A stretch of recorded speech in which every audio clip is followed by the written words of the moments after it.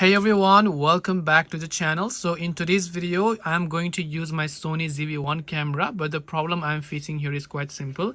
You can see I have done all of the setup, but the problem is that whenever I hit the recording button, it's actually going to zoom in a little bit. I'm not sure if you noticed it, it just zoomed in a little bit, which I don't really prefer. So if I turn off recording again, you can see that it's zoomed out itself. Now the reason this happens is because we have enabled steady shot mode, and to disable steady shot mode, first of all, what you need to do from here is, from your camera we should not press the FN button, but we should press the menu button over here.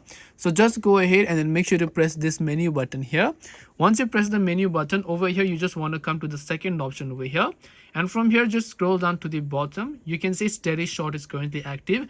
Now just note that if you're actually using on a tripod, steady shot isn't really that necessary. So what you might want to do is just make sure to tap on steady shot here and make sure to turn the steady shot off. And once you've done that, now if I just try to record my video, so let me show you, this time it will actually not get zoomed. So I'll just hit the record button, and now you can see it is not zooming in at all.